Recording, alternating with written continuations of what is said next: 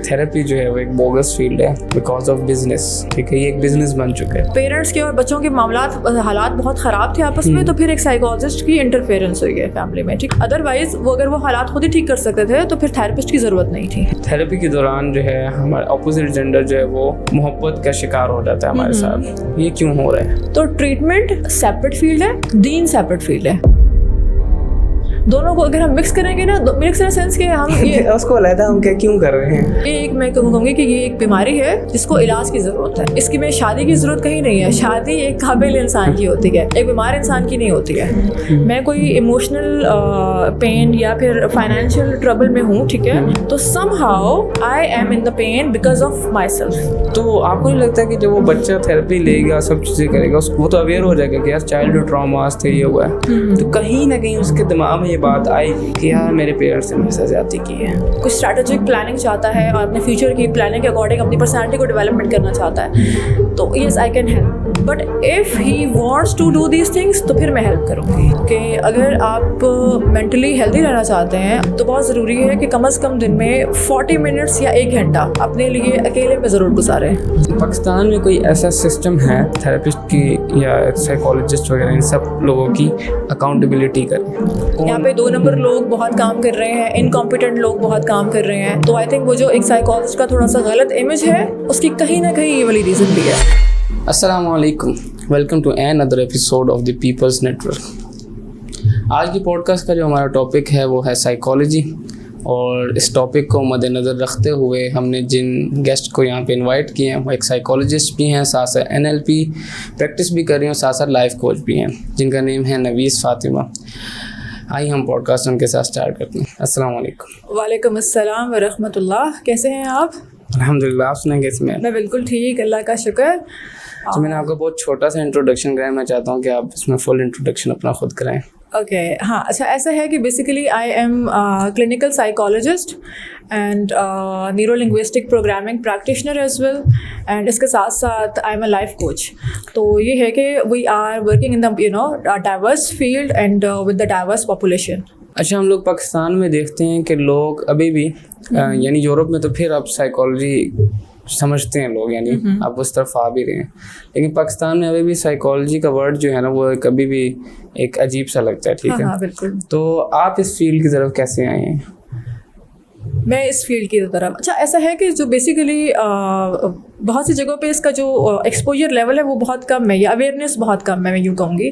तो अवेयरनेस कम होने की वजह से इसके साथ बहुत से negative associations and stereotypes attached हैं।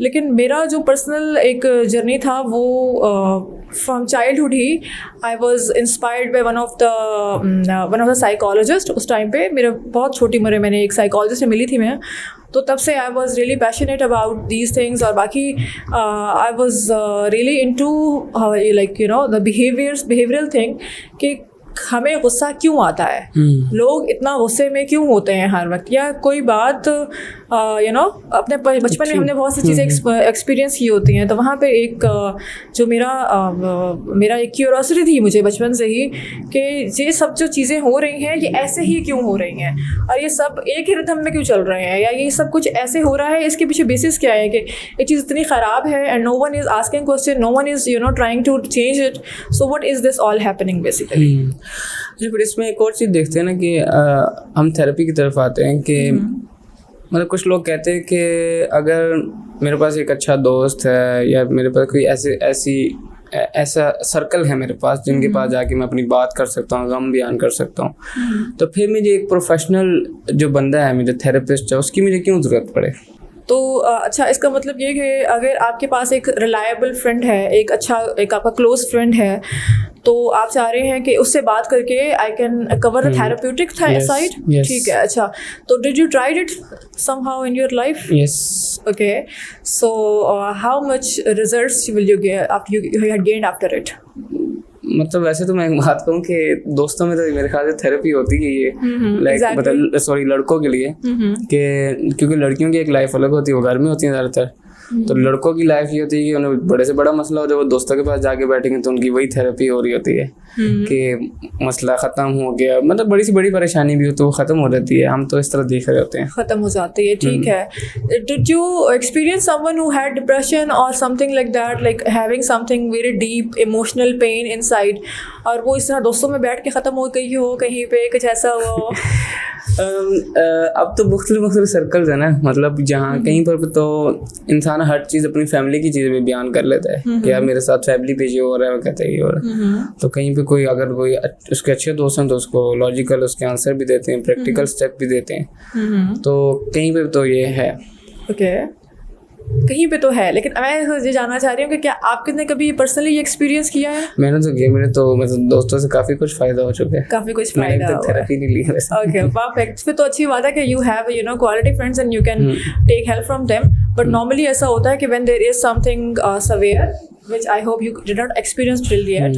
So ऐसा है कि जब कुछ थोड़ा सवेयर हो and things are little complicated, तो सिर्फ बातचीत करना दोस्तों में क्या हो, ऐसा क्या हो गया कि ज़िंदगी में जिसकी वजह से मुझे अब थेरेपी की तरफ जाना पड़ रहा है? ऐसा क्या हो गया है और ऐसी क्या कमी है मेरी ज़िंदगी में जिसकी वजह से मेरे थेरेपिस्ट के जाने पर? वेरी गुड, दो सवाल। This is a very good question actually. जो पहला क्या है कि ऐसा क्या हो गया है, पहले मैं उसको एड्रेस करूँगी। तो ऐसा क्या हो गया है, उससे ज़्यादा अहम ये है कि आपने जो हुआ है उसको कैसे परसीव किया है। ओके, ठीक है। तो समटाइम्स कुछ पर्सनालिटीज़ ऐसी होती हैं जो बहुत हसास होती हैं, तो उनकी लाइफ में अगर उनका कोई उनका पेट भी जो है वो डिस्टर्ब होता है या उसको कोई इंजर्ड होता है तो वो डिस्टर्ब हो जाती हैं। और इसी तरह लाइक ये कोई भी लॉस हो, कोई फाइनेंशियल लॉस हो जाए, कोई भी जो है वो कुछ अपनी पर्सनल सेल्फ पे बात आ जाए, सेल्फ रिस्पेक्ट पे बात आ जाए, तो दे फील रियली डिस्टर्ब। ठीक है, तो हाँ, वहाँ पे इट्स अ डिफरेंट सिनेरियो। ठीक है, बिकॉज मैंने कहा ना कि चीज़ें क्या हुई है, ऐसा क्या हो गया कि मुझे थेरेपी की ज़रूरत है। इससे ज़्यादा इम्पोर्टेंट है कि आपने उसको कैसे परसीव किया है, या आपकी पर्सनैलिटी क्या है। ठीक है, इस पर डिपेंड करेगा पहले तो, सबसे पहले कि आपको थेरेपिस्ट की ज़रूरत है या नहीं है। ठीक है, बाकी yes, if you really feel कि हाँ अभी कुछ और काम नहीं कर रहा, इसलिए आपने कहा कि आपके लिए दोस्त काम कर जाते हैं, आप दोस्तों से बात करते हो, आपको उसके बाद आपको बहुत सोल्यूशंस मिल जाते हैं। तो अगर आपको कहीं लग रहा है कि अब दोस्तों से बात भी कर ली है, मेरे सारे पॉसिबल वेज मैंने एक दफ़ा मतलब मैंने उनको एक्सपीरियंस कर लिया हुआ है, लेकिन मुझे कोई रिजल्ट नहीं मिल रहा, तो उसके बाद then you can think for the therapy. एक सवाल ये उठता है कि देखें, अगर मिसाल के तौर पे मेरी कहीं जॉब नहीं लग रही, ठीक है, मैं कोई लिंक लगाऊंगा, मैं कहूँगा यार मेरी हेल्प कर दो, ये कर दो।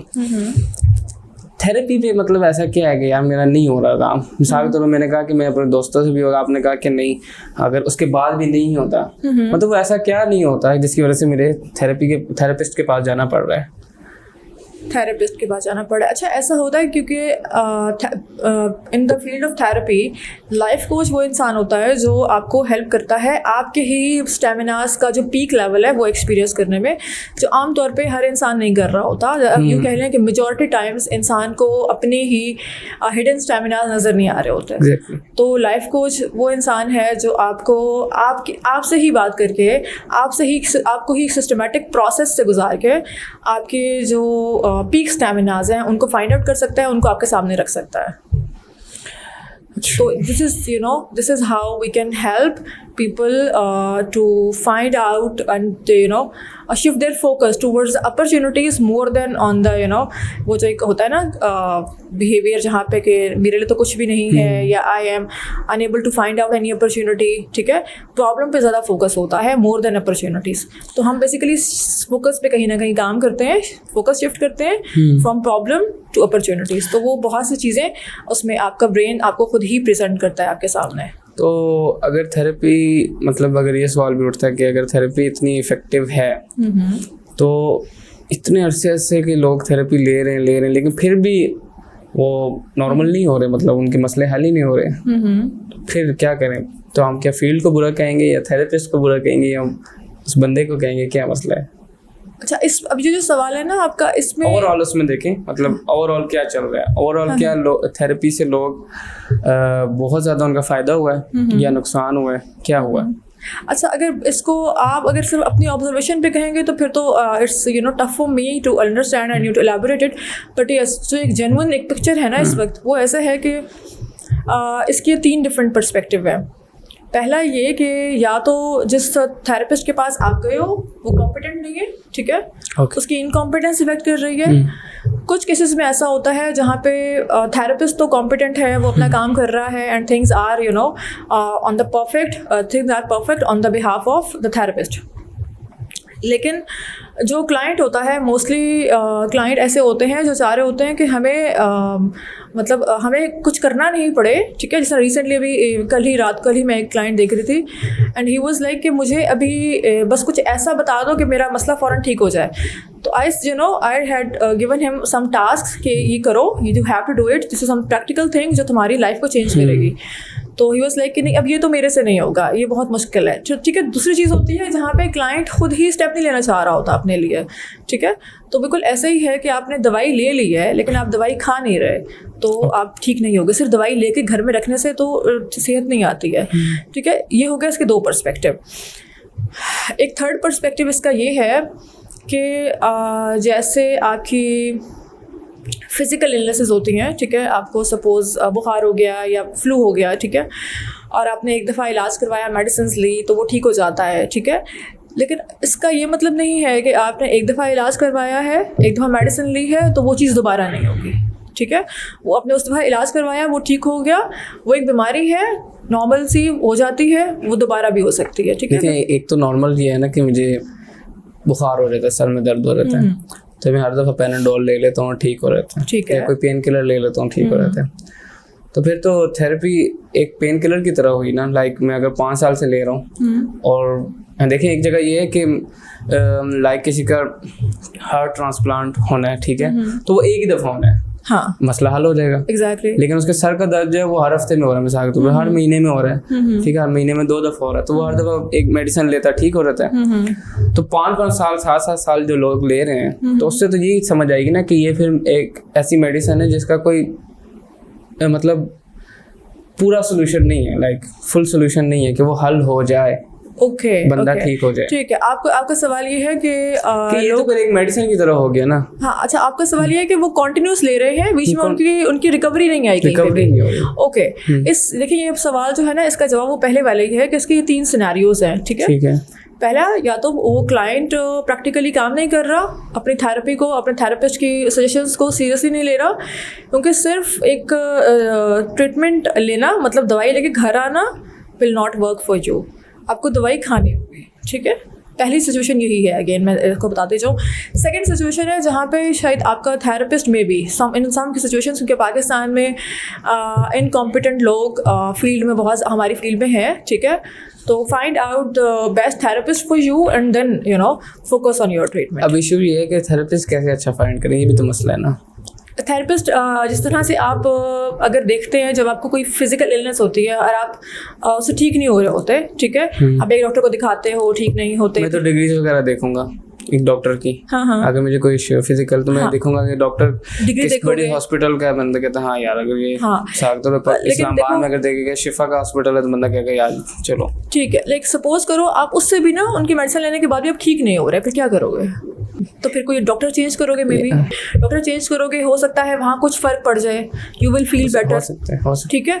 इसी तरह यहाँ पे भी होता है, if you are not feeling well, तो if you are not recovering by the help of your therapist, change your therapist. अच्छा, नहीं मुझे ये बताया कि जो थेरेपिस्ट सॉल्यूशंस देते हैं वो लाइक सारे डिसीजन अकल से लेने वाले होते हैं, या कुछ चीज़ें आपको लाइक छोड़नी भी पड़ेगी तकदीर पर? बहुत सारे मसाइल इस तरह भी है ना कि अगर मिसाल के तौर पर मेरे साथ ट्रॉमाज रहे हैं, पास्ट ट्रॉमाज रहे हैं, चाइल्डहुड ट्रॉमाज रहे हैं, या उसके बाद भी रहे हैं, या मेरे साथ बहुत ज़्यादतियाँ हुई है, ठीक है, बुरा भला कहा गया, ठीक है, तो अब एक थेरेपिस्ट, मुझे करेक्ट करिएगा अगर इफ़ आई एम रॉन्ग, कि थेरेपिस्ट उसको बताएगा कि हाँ यार, पहले उसको वैलिडेट करेगा, उसको एक्सेप्ट करेगा, हाँ यार तुम्हारी पेन जो है वो वाकई एक पेनफुल है, इशू है, तुम सही बात। एक जो क्वेश्चन उठता है वो ये उठता है कि एक बंदे का मसला है, ठीक है, और वो कह रहे हैं कि यार मेरी फैमिली में ये चल रहा है, ये मेरे साथ ये हो रहा है, ये हो रहा है, तो एक थेरेपिस्ट एक तरफ की बात सुन के पूरे उसको डिसीजन, पूरे उस मामले पे डिसीजन कैसे दे सकता है?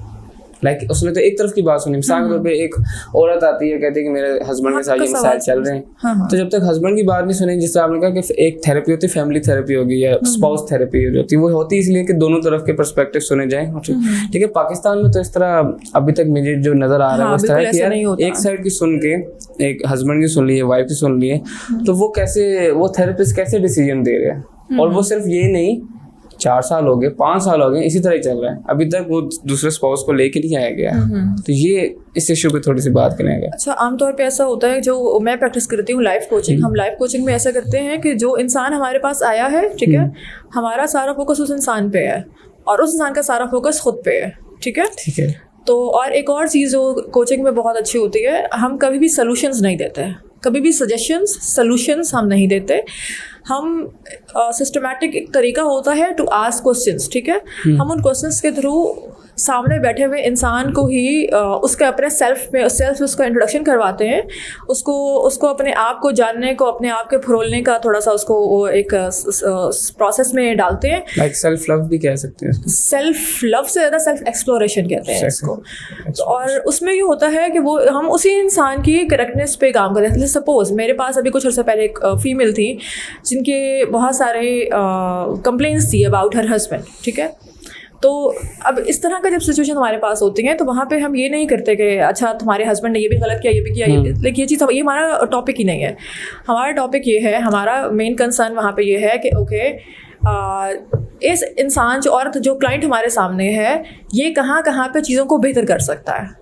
ठीक है, more than focusing on the things जो दूसरों ने की है, हम ज़्यादा फोकस ये करते हैं कि जो हमारे सामने क्लाइंट है वो कहाँ पे गलत कर रहा है और वो कहाँ पे ठीक कर सकता है। तो अगर ये जिस तरह एक फैमिली के अगर एक डिसीजन एक तरफ से ली जा रही है, एक स्पाउस की लेके दिए जा रहे हैं, तो डिसीजन कह रहा हूँ उसको, मतलब सोल्यूशन दिए जा रहे हैं, तो इससे फिर ये पता चलता है कि वो फिर थेरेपिस्ट जो है वो इतना काबिल नहीं है। बिकॉज ये तो मेन चीज़ होगी ना, मतलब ये तो बड़ी नॉर्मल सी बेसिक सी चीज़ है कि यार आपने एक शादीशुदा जो एक रिलेशनशिप है उसमें आप एक स्पाउस की बात सुन के दूसरे स्पाउस पर जो है आप बात कर रहे हैं कि ये भी हो सकता है, वो भी, उसका ये इशू हो सकता है, ये हो सकता है। लाइक ये है कि वो बता रही हो कि यार मेरे शोहर इस तरह करता है, वो करता है, हाँ यार वो नार्सिसिस्ट हो सकता है। तो ये भी एक जो है कि हम इसको पॉप साइकोलॉजी भी जो कहते हैं, मतलब कि टैग्स लगाना जो है हम बहुत जल्दी करते हैं। तो अगर एक थेरेपिस्ट जो है वो अगर ये उसकी तरफ से मसला आ रहा है कि वो एक तरफ से मसला सुनकर उसी पर सोल्यूशन दिए जा रहा है, तो उससे तो एक क्लाइंट पर बहुत बुरा इफेक्ट होगा। अच्छा तलहा, आपने जो सवाल अभी किया है इसमें इसके ना 3 से 4 अलग अलग पहलू हैं इसमें। जो पहली चीज़ आपने की कि साइकोलॉजिस्ट एक साइड की स्टोरी सुन के उस पर बात कर रहा है और सामने वाले इंसान को जो अपोजिट एक वो पार्टनर है, ठीक है, उसको टैग्स दे रहा है। ठीक है, तो पहले तो ऐसा बिल्कुल नहीं होता। मैंने पहले भी थोड़ा सा यहाँ पे बताया है, मैं दोबारा उसको एक्सप्लेन कर देती हूँ। साइकोलॉजिस्ट का काम दुनिया के और किसी भी इंसान के साथ नहीं है एक्सेप्ट द पर्सन जो सामने बैठा हुआ है। ठीक है, तो हमारा मेन कंसर्न ही वो इंसान है। जैसे सपोज अगर मैं किसी साइकोलॉजिस्ट के पास, किसी लाइफ कोच के पास जाती हूँ, ठीक है, तो लाइफ कोच को इससे कंसर्न नहीं है कि मेरे like suppose if I have some issues with my partner, ठीक है, तो लाइफ कोच को इससे कंसर्न नहीं है कि मेरे पार्टनर में क्या क्या मसलाइल हैं। लाइफ कोच मेरे स्टेमिनास को मेरे सामने रखेगा, मेरी जो कुछ फॉल्ट्स हैं, जो मेरे जो कुछ एरर्स हैं जो मैं कर रही हूँ, ठीक है, अपने रिलेशन में, उनको मेरे सामने रखेगा कि आप कहाँ पे गलत कर रही हो। ठीक है, वो मुझे बताएगा नहीं। अगेन सिस्टमैटिक क्वेश्चंस, ठीक है, वो उन क्वेश्चंस के थ्रू वो अपने आप मेरे ही मसाइल, मेरे ही एरर्स मेरे सामने आते जाएंगे कि कहाँ पे मैं मसला कर रही हूँ, ठीक है, and how I need to correct them.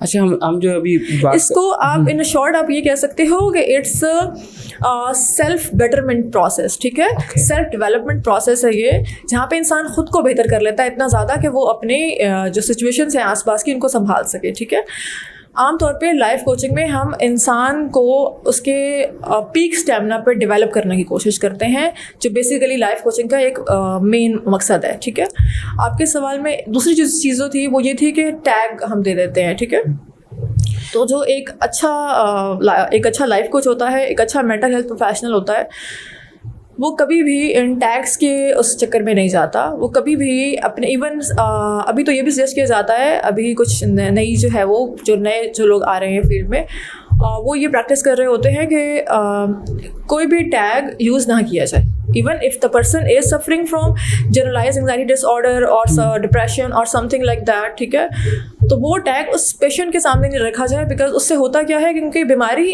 इंसान की पर्सनैलिटी का एक हिस्सा है, ठीक है। लाइक सपोज जिस तरह कान में दर्द है, तो कान में दर्द होने से पूरा इंसान ख़राब नहीं हो गया, कान में दर्द है, ठीक है। बिल्कुल इसी तरह डिप्रेशन होने से पूरा इंसान ख़राब नहीं हो गया, उसको सिर्फ डिप्रेशन है। उसके पर्सनैलिटी के 10-15 पार्ट्स अलग भी हैं, पर जो एस्पेक्ट्स हैं 10-15 वो और भी हैं उसके। तो उससे क्या होता है कि अगर हम बता देते हैं पेशेंट को कि यू हैव डिप्रेशन, तो वो एक ख़ुद को एक डिप्रेशन के उस टैग के साथ वो अपने आप की पूरी सारी एक्टिविटीज़ जिन जगहों पे वो बहुत अच्छा भी होगा, वहाँ पे भी खुद को उस तरह से एक डिप्रेशन के टैग के साथ खुद को वहाँ पे प्रेजेंट करेगा, ठीक है। अच्छा, मैं इसी क्वेश्चन को आगे लेके चलता हूँ। अब देख, मैं आपको एक मिसाल देता हूँ। मिसाल के तौर पर कि अगर एक थेरेपिस्ट जो है वो एक स्पाउस की बात सुनते हैं, या अगर आप बात करें माँ बाप हैं और एक तरफ बच्चे हैं, ठीक है, और बच्चे जो हैं वो थेरेपी, एक बच्चा जो है थेरेपी ले रहा है, इन दोनों मिसालों को ले लें, तो वो जब अपना मसला बयान करेगा कि यार मेरे स्पाउस ये कर रहा है, मेरे साथ ये कर रहा है, वो कर रहा है, और वो उधर से वो बच्चा कहेगा कि यार मेरे पेरेंट्स मेरे साथ ये करते हैं, वो करते हैं। इशू जो है वो ये है कि वही बात है, वन साइड पूरी स्टोरी सुन के उसको ये कैसे बताया जाएगा कि यार कि हाँ यार वो गलत भी है या ठीक है।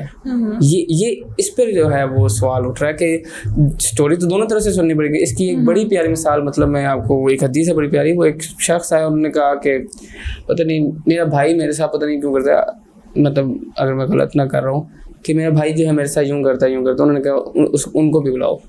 आपने दोनों को बिठाया, फिर मसला हल किया। तो ये तो मतलब हमारी अगर एज अ मुस्लिम अगर हम देखें तो ये तो बिल्कुल गलत है कि हम एक पर्सपेक्टिव दे रहे हैं, एक तरफ की कहानी सुन के दोनों तरफ की क्यों नहीं सुन रहे। तो ये तो बहुत ये तो हो रहा है इस तरह, तो बहुत थेरेपीज हो रही हैं इस तरह तो, और चलती जा रही हैं। तो ये तो क्या गलत नहीं है क्या, अगर हम इस नज़र से देखें? अगर आप इसको लॉ एंड जस्टिस की फॉर्म में देखेंगे तो फिर तो बिल्कुल गलत है, क्योंकि जस्टिस जो होता है वो हमेशा दोनों पार्टीज़ की बात सुन के किया जाता है। लेकिन जो तो इसके अलावा भी कोई जस्टिस के अलावा तो और कुछ नहीं है ना, लेकिन इंसाफ के अलावा तो मियाना रवि के अलावा तो ये तो फिर उसका मसला आ गया ना थेरेपिस्ट का, कि वो अपनी जॉब के साथ वो ठीक नहीं है। इसी तरह फिर एक डॉक्टर जो है वो अपनी जॉब के, अगर वो उस डॉक्टर के पास भी यही होता है ना कि डिफरेंट मेडिसिन होती हैं, जहाँ पे उसको अच्छी परसेंटेज मिली तो वो मेडिसिन दे देता है। अच्छा, जहाँ पे इंसाफ की बात है ना, जहाँ पे दोनों पार्टीज़ की बात सुननी है और उसके बाद एक कंप्लीट पिक्चर के बाद अपना डिसीजन देना है, ठीक है, वो काम है जज का, ठीक है। जज का काम है, वो साइकोलॉजिस्ट का, मेंटल हेल्थ प्रोफेशनल का काम नहीं है, ठीक है। मेंटल हेल्थ प्रोफेशनल मैं आपको ना थोड़ी सी बेसिक थीम बता देती हूँ जिस थीम पे मैं काम करती हूँ, ठीक है। अल्लाह ताला कुरान पाक में फरमाते हैं कि इंसान, एक आयत का मफहूम है ये कि इंसान जो कुछ भी ज़िंदगी में पाता है वो उसके अपने हाथ की कमाई होती है, ठीक है। तो अगर इस आयत को थोड़ा सा हम इसमें डीप डाइव करें और थोड़ा सा मज़ीद इसको खोल के देखें तो हमें ऐसा पता चलता है कि हमारी ज़िंदगी में जो भी चीज़ें हमारे पास हैं, चाहे वो अच्छी हैं बुरी हैं, हमें पसंद नापसंद हैं लेकिन हमारे फ़ायदे की हैं, या हमें नहीं हमें बहुत पसंद है लेकिन हमारे फ़ायदे की नहीं है, वटएवर जो भी सिचुएशंस हमारी लाइफ में है, जो भी चीज़ें हमारी लाइफ में है, वो सब हमारे अपने अमाल की वजह से, ठीक है। तो बेसिकली इसको अगर हम बेस बना के थोड़ा सा हम इसको अपने सामने रख के देखें तो एक बहुत ही सिंपल सी पिक्चर हमारे सामने आती है कि इस वक्त अगर मैं लाइफ में कोई भी पेनफुल सिचुएशन एक्सपीरियंस कर रही हूँ, मैं कोई इमोशनल पेन या फिर फाइनेंशियल ट्रबल में हूँ, ठीक है, तो somehow I am in the pain because of my self, ठीक है, not because of the people around me, not because of the situation around me or anything else, ठीक है। तो होता क्या है कि आम तौर पे जो इंसान थेरेपी लेने आता है, ठीक है, वो खुद ही कहीं ना कहीं स्ट्रक होता है। उसके आसपास के लोग कैसे हैं, उसके आसपास के लोग कैसे बिहेव करते हैं, उसके आसपास की सिचुएशंस कैसी हैं, बिल्कुल इससे इंडिपेंडेंटली वो इंसान अकेला अपनी लाइफ का ज़िम्मेदार है, ठीक है।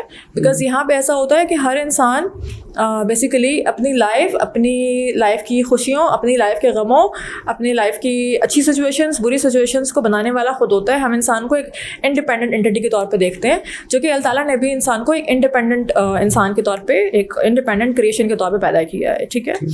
तो बेसिकली वो जो डिपेंडेंसी की एक जो फैक्टर है उसको हम बिल्कुल इग्नोर करते हैं बिकॉज वो है ही नहीं, ठीक है। In on a serious matter, on a very if we talk about human by birth, ठीक है, तो बाय बर्थ ही इंसान इतने हाई स्टेमिना के साथ पैदा होता है, ठीक है, मतलब मेंटल कैपेसिटीज़, बायोलॉजिकल कैपेसिटीज़ जितनी भी अल्लाह ताला ने इंसान को दी हैं, ठीक है। इंसान एक बहुत ही इंडिपेंडेंट जो है वो क्रिएशन है अल्लाह ताला की, ठीक है। तो अपने लाइफ के जो भी सर्कमस्टांसेस हैं उसके लिए अगर मेरी लाइफ में जो भी हो रहा है उसकी ज़िम्मेदार मैं खुद हूँ। If I am imposing things on others, then it must be the a part of blame game, ठीक है। This is not reality. चलिए, इससे काफ़ी चीज़ें क्लियर हो गई हैं। वैसे नेक्स्ट क्वेश्चन में ज़्यादा ये ना सारा टाइम हमारा इधर ही लग जाए। फिर एक आता है कि थेरेपी जो है वो एक बोगस फील्ड है बिकॉज ऑफ बिजनेस, ठीक है। ये एक बिजनेस बन चुका है, ठीक है। जिस तरह आपकी मेडिकल इंडस्ट्री है वो जानबूझ के ऐसी मेडिसिन देती हैं ताकि आप लगे रहें, मतलब 10 साल खाते ना आपको कोई हाल नहीं होने वाला, ठीक है, जानबूझ के जो होता है आपको पता ही है। तो थेरेपी में भी जब देखते हैं कि यही है कि 5 साल हो गए, 7 साल हो गए, 4 साल हो गए, बहुत बड़ा टाइम है, ठीक है, बहुत बड़ा टाइम है आपकी ज़िंदगी की। 5 साल और ख़ास तौर में ऐसी एज में हो जब आप यंग एज में हो तो वही निकल गया, तो फिर तो काफ़ी ज़िंदगी का हिस्सा तो गया। तो ये तो एक फिर बिजनेस हो गया कि यार कि पैसे कमाने का तरीका है और बस ये चल रहा है। अच्छा, इसके भी ना अभी इसमें सेवरल पर्सपेक्टिव्स हैं। जैसे सब पहली चीज़ ये कि अगर आपको एक इंसान का ट्रीटमेंट सूट नहीं कर रहा है या आपको बेटरमेंट नज़र नहीं आ रही है तो you can change your therapist, ठीक है। जिस तरह हम फिजिकल इलनेसेस में करते हैं, हमें एक डॉक्टर से इलाज कराने के बाद हमें कोई बेटरमेंट नज़र नहीं आ रही, हमें कोई फ़र्क नहीं पड़ रहा, कोई फ़ायदा नहीं हो रहा, तो हम अपना डॉक्टर चेंज कर लेते हैं। बिल्कुल इसी तरह मेंटल इलनेसेस में भी है। अगर आपको कोई फ़र्क नहीं पड़ रहा और आपको लग रहा है कि इससे कोई ख़ास मुझे फ़ायदा नहीं हो रहा और मैं ट्रीटमेंट ले रहा हूँ और मैं ट्रीटमेंट अच्छे से जो है वो उस पर फॉलो भी कर रहा हूँ उसको, तो you should change your therapist. ये पहला पर्सपेक्टिव है। सेकंड जो इसमें मैं बात ऐड करूँगी वो ये है कि आमतौर पे कुछ लोग कर रहे होते हैं, कुछ लोग इस तरह से बिज़नेस पर्सपेक्टिव में भी देख रहे होते हैं चीज़ों को, बट ये बहुत ही कम परसेंटेज है। मोर देन दैट कुछ इलनेसेस इतने लंबे अरसे से पाई जा रही होती है एक इंसान में कि जब उनके ट्रीटमेंट में बात आती है तो ट्रीटमेंट उनका समटाइम्स एक लॉन्ग टाइम पीरियड जो है वो कुछ रिक्वायरमेंट होती है उसकी, ठीक है। टाइम पीरियड लॉन्ग होता है बाकी क्योंकि इलनेस ने ख़ुद को बिल्ड करने में, ठीक है, मतलब इलनेस जब स्टार्ट हुई थी तो इलनेस बचपन में स्टार्ट हुई थी और उसको जब हमने ट्रीट कराना स्टार्ट किया तो हमने तकरीबन 20 साल उस इलनेस को पाला है अपने अंदर, ठीक है। तो ऑब्वियसली उसका ट्रीटमेंट थोड़ा टाइम लेगा, but again I must say कि अगर आपको इलाज जो है वो अच्छा नहीं लग रहा, आपको फ़र्क नहीं पड़ रहा, आपको बहुत अरसा हो गया अपना ट्रीटमेंट करवाते हुए, तो you should change your therapist. You should focus on some new things और some discover some new people about on these things और इंशाल्लाह I hope you will get better results. बाकी ये कुछ इलनेसेस ऐसी हैं जो बहुत टाइम लेती हैं, जिस तरह बाइपोलर है, शिज़ोफ्रेनिया, इनको मुकम्मल ट्रीट करना भी काफ़ी मुश्किल होता है और इनका टाइम पीरियड भी बहुत लंबा होता है। अच्छा, फिर आप देखते हैं कि एक चीज़ आती है कि सेल्फ लव, कि थेरेपिस्ट हमें बताता है कि यार अपने आप से मोहब्बत करो, अपने आप पे जुल्म ना करो, जो कि इस्लाम भी बताता है, इसमें कोई शक नहीं है। कि जिस तरह एक हदीस भी बड़ी अच्छी कि तुम्हारे नफ्स का भी तुम पर हक है सबसे ज़्यादा, यानी पहले अपने आप को, फिर फैमिली, फिर मोहल्ला, फिर एक पूरे उसमें जाते हैं। लेकिन जब हम देखते हैं कि, क्योंकि मैं बार बार इस्लाम की इसलिए बात कर रहा हूँ क्योंकि हम पाकिस्तान की बात कर रहे हैं तो ज़्यादातर पाकिस्तान में जो थेरेपिस्ट हैं, साइकोलॉजिस्ट हैं, वो मुस्लिम हैं। एग्जैक्टली। तो ये तो हमारा फिर वो कोर एक वो बेस होनी चाहिए, ठीक है, इस्लाम। तो इस्लाम तो हमें कहता है कि हम के साथ के, ठीक है, कुर्बानी दो, ठीक है, लोगों का भी सोचो, ठीक है।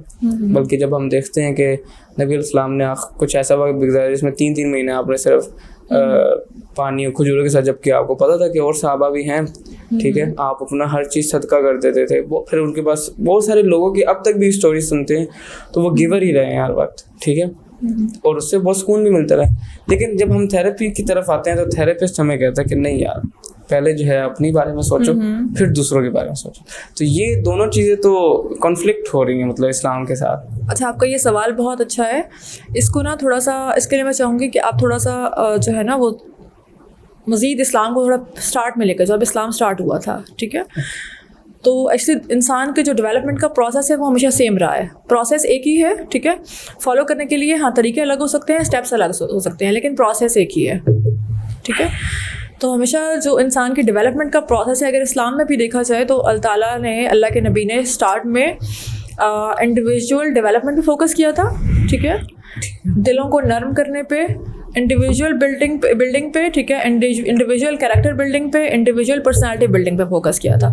और उसके बाद जाके वो एक कलेक्टिव सोसाइटी में जो है वो चीज़ें नाफिज हुई थी और लॉज जो है इम्प्लीमेंट हुए थे एंड लीगल ऑर्डर्स इम्प्लीमेंट हुए थे, ठीक है। तो फर्स्ट जो स्टेप था वो हर इंसान का पर्सनल जो है डेवलपमेंट ही था। इन द सेम वे जब हम लाइफ कोचिंग में हमारे पास पेशेंट्स होते हैं तो वहाँ पे भी नॉट पेशेंट्स एक्चुअली हम वी कॉल देम क्लाइंट्स। तो अच्छा, मैं बात कर रहा हूँ थेरेपी की और आप बात करेंगे लाइफ कोच की, तो ये दोनों का डिफरेंस रखें ताकि ना समझने में आसानी हो। Both are same, both are same. मतलब within the umbrella of therapy, life coaching is one of the therapy. ठीक है। तो आमतौर पे होता है ऐसे है कि जब हमारे पास कोई क्लाइंट आता है तो कोचिंग में बेसिक कोचिंग का जो मैकेनिज़्म है वो काम ही इस बेस पे करता है। उसका मॉडल ही ये है कि पहले इंसान को बिल्ड करो, ठीक है, और फिर जब एक इंसान इतना बिल्ड हो जाता है कि वो अपने स्टेमिनास की पीक पे काम कर रहा होता है, ठीक है, अपनी जो उसकी जो अल्लाह ताला ने उसको हिडन कुछ पावर्स दी हैं, ठीक है, कुछ स्टेमिनास दी, कुछ एबिलिटीज़ दी हैं, जब वो उनकी पीक पे पहुँच जाता है तो उस वक्त वो इस काबिल हो जाता है कि वो सिर्फ अपने आप को वो ऑलरेडी कंप्लीट कर चुका है, ठीक है, अपने आप को वो ऑलरेडी एक बहुत अच्छी पोजीशन पे जा चुका है। तो उसके वक्त वो बहुत सी चीज़ें अपनी कम्युनिटी के वेलफेयर के लिए भी कर रहा होता है। तो बिल्कुल इसी तरह जिस तरह इस्लाम को लेकर चलता है फ़र्द से अफराद की तरफ, उसी तरह यहाँ पे भी हम सेम प्रोसेस से लेके जाते हैं, फ़र्द से अफराद की तरफ लेके जाते हैं। थेरेपी के फिर हमने काफ़ी नुकसानात भी देखे हैं, ठीक है। थेरेपी का जो एक सबसे बड़ा नुकसान ये हुआ है कि इंसान जो है वो लाइक बड़ी सोच नहीं पैदा हुई उसके अंदर, ठीक है, थेरेपी लेने वालों की। बिकॉज जब उसको बार बार ये बताया जाएगा कि हाँ यार मसला है, ये मसला है, फैमिली का मसला ये, वो इन्हीं मसाइल में ही लगा रहेगा। जबकि जब हम इस्लाम में देखते हैं, इस्लाम में जब आपने शायद जब एक साहबी थे, जब वो नबी इस्लाम के पास उन्होंने कहा कि मेरे साथ ये जुल्म हुआ है, तो आप गुस्से में खड़े हो, आपने कहा कि यार मतलब तुम्हारे साथ तो अभी कुछ हुआ ही नहीं है, तुम्हारे से पहले वो लोगों के साथ तो क्या क्या नहीं हुआ है। और अल्लाह ताला बार बार कहते हैं कि जन्नत तुम्हें क्या ऐसे ही मिल जाएगी, यानी सब चीज़ें आएंगी, ठीक है। तो थेरेपिस्ट बता रहा है कि नहीं यार इन्हीं मसाइल को ठीक करो। वो बड़ा विजन नहीं दे रहा, दुनिया का पर्सपेक्टिव नहीं दे रहा कि यार तुम्हें दुनिया पे जाके कैसे लोगों के मसले हल करने हैं, ठीक है। हम अपने मसले हल करने में लगे हुए हैं। तो ये एक बहुत बड़ा इशू है कि जिसको सॉल्व करना चाहिए। लाइक वो थेरेपी लेने वाला बंदा मैंने अभी तक कोई नहीं देखा कि यार वो कोई बहुत बड़ी सतह पर सोच रहा हो। ओके, अच्छा तला पहले इसमें चीज़ ये है कि आपने तो खुद कभी थेरेपी ली नहीं है ना? नहीं ली नहीं है, लेकिन रिजल्ट देख रहे हैं ना। ओके, रिजल्ट देखे हैं आपने? रिजल्ट देखे हैं। ओके, तो शायद आपका सैंपल एक तो या तो बहुत छोटा है या फिर आपका इंट्रोडक्शन बहुत ही जो है वो बुरे थेरेपिस्ट से हुआ है। ये भी हो सकता है। हाँ, ये हो सकता है, या तो फिर हो सकता है मेन कॉज ये है कि आपका सैंपल शायद बहुत छोटा है। यही होगा। तो आमतौर पे ऐसा होता है कि आपने जो सवाल किया ना कि वो अपने ही इश्यूज़ में काम कर रहा है, तो बेसिकली जो माहिर नफ्सियात है, ठीक है, वो नफ्सियात में एक्सपर्ट है, ठीक है। और उसके पास जो इंसान आ रहा है, वो जो कंप्लेन लेके आ रहा है, एक मेंटल हेल्थ प्रोफेशनल का काम है कि वो उन चीज़ों को एड्रेस करेगा जो उसके सामने एक इंसान प्रेजेंट कर रहा है, ठीक है। तो ख़ुद से जैसे सपोज़ आप दुकान पे कभी जाओ किसी शॉप पे और आप उनसे कहो कि मुझे जो है वो 1 किलो दही दे दें, ठीक है। तो आप जब उसको आपको 1 किलो दही आपको दे रहा होता है और साथ में आप उसको वो आपको ये बोल रहा है कि नहीं देखिए हमारा जो है ना, हमारे पास वो जो है वो बहुत ही प्योर मिल्क भी है, अगर आप वो लेना चाहें तो। फिर वो अपने आपकी जो है ना वो इस तरह प्रेजेंटेशन स्टार्ट कर दे अपनी शॉप पे अपनी चीज़ों की, ठीक है। तो समटाइम्स यू फील लाइक कि बहुत ही जो है ना वो मार्केटिंग करने की कोशिश कर रहा है, ठीक है। जो काम मैंने कहा है मेरा प्रोफेशनली काम नहीं कर रहा, ठीक है। बिल्कुल इसी तरह अगर आप साइकोलॉजिस्ट के पास आए हैं, आपने एक स्पेसिफिक प्रॉब्लम रखा है, वो नफ्सियात का माहिर है, ठीक है, और वो आपको नफ्सियात से कुछ इलाज दे रहा है, तो उसका काम है जो आपका प्रॉब्लम है एक डॉक्टर की तरह उसको सॉर्ट आउट करना, ठीक है। आप एक डॉक्टर के पास जाते हैं, आप उससे कहते हैं कि मुझे बुखार है पिछले 4 दिन से, मुझे सलूशन चाहिए इसका। तो डॉक्टर आपको उस बुखार की दवाई देता है, ना कि आपको ये बताता है कि अच्छा दवाई लोगे ना ठीक हो जाओगे, तो फिर तुमने जाके वो फलाना वाला काम करना है। लेकिन इसमें मेरा काउंटर क्वेश्चन ये है कि देखें वो एक फिजिकल पेन है, ठीक है, जिसको वाकई था ना उसको तो कहा है कि यार आप उसका हल दिए, लेकिन ये इसमें बहुत सारी चीज़ें स्पिरिचुअल है, ठीक है, बहुत सारी चीज़ें स्पिरिचुअल भी है, आपके दिमागी यानी नफ्सियात से रिलेटेड चीज़ें, यानी ऐसी चीज़ें जिनको आप छू नहीं सकते, ठीक है। मेरी हड्डी में दर्द होगा तो वो ठीक हो जाएगा, कुछ भी हो सकता है, सर्जरी वगैरह होगी या व्हाटएवर कुछ भी होगा, तो वो चीज़ें तो आपकी ज़िंदगी पर पूरा इफेक्ट होती है ना। लाइक मेरी टांग टूट गई है तो मैं टांग ठीक करा लूँगा, मैं चल पड़ूंगा दोबारा, लेकिन जहाँ पे मेरे दिमाग को ये चीज़ समझ आ गई कि मेरा बस यही सर्कल है बस, तो वो तो उसको नहीं समझ आने वाली बाकी चीज़ें। ओके अच्छा, ऐसा है कि आमतौर पे जब इंसान का दिमाग स्टक होता है ना, लाइक सपोज डिप्रेशन में इंसान किसी एक अपने पास्ट में कहीं ना कहीं स्टक होता है, ठीक है, तो अगर आप उसको वहाँ पे हेल्प कर देते हो और उसको हेल्प कर देते हो कि उस सिचुएशन से बाहर आ जाए, दोबारा फ्री हो जाए, ठीक है, तो उसके बाद वो बहुत सारे रास्ते अपने लिए खुद बना लेता है, ठीक है। हाँ, आपको ये होता है कि आपको उसके लिए वो जो एक उसने दरवाज़ा अपना बंद किया हुआ होता है, खुद अपने आप को कहीं माजी में कैद किया होता है, आपने बस उसको उस कैद से आज़ाद करवाने में उसकी थोड़ी हेल्प करनी होती है, बाकी ये काम वो खुद ब खुद कर लेता है, ठीक है। तो थेरेपिस्ट का काम उसको आज़ाद कराने तक तो है, लेकिन आगे उसकी डिज़ायर्स, उसके फियर्स या उसकी फ्यूचर जो है वो रोड मैप उसको देना, वो साइकोलॉजिस्ट का काम तब तक नहीं है, एक लाइफ कोच का काम तब तक नहीं है जब तक कि वो खुद नहीं चाह रहा है क्लाइंट। तो basically you know, being a mental health professional, we focus on the mental health more than the future visions. Yes, if someone wants to have, you know, like suppose for me, I am a personal development coach as well, ठीक है, तो अगर मेरे पास कोई इंसान आता है personal development के लिए और अपने फ्यूचर की कुछ स्ट्रैटेजिक प्लानिंग चाहता है और अपने फ्यूचर की प्लानिंग के अकॉर्डिंग अपनी पर्सनैलिटी को डेवलपमेंट करना चाहता है, तो येस आई कैन हेल्प, ठीक है। But if he wants to do these things तो फिर मैं हेल्प करूँगी। अगर मेरा क्लाइंट नहीं चाह रहा है तो definitely I will not work. अच्छा, फिर हम देखते हैं कि जो इंसान के ट्रॉमाज होते हैं या दुख होते हैं, गम होते हैं, कुछ भी आजमाइशें होती हैं, तो जब थेरेपिस्ट के पास जाते हैं, थेरेपिस्ट कहता है कि यार हाँ यार मैंने आपको जैसा बताया, उसको कहेगा कि हाँ यार तुम्हारे साथ जुल्म हुआ है, बहुत गलत हो रहा है, सब चीज़ें ठीक है, तो बाकी ये इशू तो है, ठीक है। लेकिन जब हम इस्लामिक पर्सपेक्टिव से देखते हैं ना, तो अल्लाह ताला उन तकलीफ़ों आजमाइशों को ना, देखें, एक तरफ ये है कि उसको बताया जाएगा, थेरेपिस्ट कहेगा ये जो तकलीफ़ें तुम्हारे ऊपर आई हुई है यार, ये वाकई मतलब मसला, और उससे वो कमज़ोर समझेगा यार हाँ यार मजलूम तरीन शख्स मैं ही हूँ दुनिया में, मेरे साथ जुल्म हो रहा है। दूसरी तरफ जब देखेंगे इस्लाम के पर्सपेक्टिव से, इस्लाम कहता है कि भाई ये तकलीफ़ें आजमाइशें ही आएंगी तब तुम कोई बड़े शख्स बनोगे। नबियों से सब क्या, अल्लाह ताला को सबसे ज़्यादा मोहब्बत नबियों से नहीं है, उनसे है, लेकिन सबसे ज़्यादा तकलीफ़ें आजमाइशें नबियों पर आई है, क्योंकि उनको एक मिशन के लिए तैयार किया जाता है। लेकिन थेरेपिस्ट कहता है कि नहीं यार, मतलब यार हाँ वाकई यार इशू, जैसा मैंने आपको बताया कि नबी सल्लल्लाहु ने उस सहाबी को कहा यार तुम्हारे साथ तो अभी कुछ हुआ ही नहीं है, तो एक थेरेपिस्ट जब एक अपने क्लाइंट को ये कह देगा कि यार तुम्हारे साथ तो अभी कुछ हुआ ही नहीं है, तो क्लाइंट तो गया, क्लाइंट दूसरी दफ़ा नहीं आने वाला, कहेगा यार इसने मेरी क्या बात सुननी है। तो ये एक इशू है ना कि मतलब एक बिगर विजन नहीं दिया जाता, एक उसकी तकलीफ़ें आजमाइशों को एक अल्लाह ताला की तरफ से नेमत भी नहीं कहा जाता कि यार ये, मतलब मैं तो इस बात को बिलीव रखता हूँ कि जो तकलीफ़ आजमाइश आती है उसमें कोई ना कोई खैर होती है। अब ये थेरेपिस्ट का काम जो है, मैं आपको बताया, इसलिए एक मुस्लिम थेरेपिस्ट जो है वो कैसी सब चीज़ें जो है नैरेटिव कैसे बिल्ड करेगा इस्लाम का इस तरीके से, या तो वो ये कह दे कि यार मैं तो बस कुछ नहीं करना, मेरी बस एक फील्ड है, मैं बस ये करूँगा, इससे ज़्यादा मेरा इस्लाम से कोई लेना देना नहीं, तो ठीक है हम कहेंगे ठीक है, अलग बात। अच्छा तलहा, इसमें ना 2-3 तरह के डिफरेंसेस भी हैं, क्योंकि कुछ लोग प्योरली वेस्टर्न एक pattern of you know therapy use करते हैं, विच इज़ रियली यू नो, जिस तरह आपने कहा उस टाइप की चीज़ें उसमें होती हैं कि हाँ तुम्हारे साथ बहुत जुल्म हुआ है, you are the most you know a painful person on this planet, like इस तरह की चीज़ें आई डोंट नो ऐसी होती हैं कि मैंने आज तक नहीं देखा है, ठीक है, विद इन पाकिस्तान मैंने नहीं देखा है। लेकिन जिस लाइंस पे अब हम काम करते हैं, ठीक है, इंसान की ना लाइफ के कुछ रिदम्स हैं, ठीक है, जैसे जितनी ज़्यादा तकलीफ़ें एक इंसान बर्दाश्त करता है, ठीक है, बर्दाश्त इन द सेंस कि बर्दाश्त करने से ज़्यादा बेहतर है कि हम इसके लिए वर्ड इस्तेमाल करें कि वो फेस करता है, उनसे लड़ता है और आगे बढ़ता है, ठीक है, वो इंसान उतना ज़्यादा स्ट्रॉन्ग होता है और उतनी ही स्ट्रॉन्ग पर्सनैलिटी लेके वो अपने फ्यूचर में जाता है। तो बेसिकली इसी रिदम पे हम भी काम करते हैं, तभी मैंने कहा कि हमारा सारा फोकस ही इंसान के स्टेमिनास को बिल्ड करने पे है, उसकी हर्डल्स को उसको हेल्प करना है कि वो अपनी हर्डल्स को खुद हटाए। हम नहीं हटाएंगे, हम कोई सेशन नहीं देंगे, हम कोई मशवरा नहीं देंगे, हम कोई उसको गाइडलाइन नहीं देंगे, we are just asking questions, some asking questions जो उसके माइंड की कुछ बंद खिड़कियों को खोल देगा, उसके माइंड की कुछ बंद दरवाज़ों को खोलेगा, जिससे वो समझ पाएगा कि उसकी एबिलिटीज़ क्या है जो उसको पहले नज़र ही नहीं थी आ रही।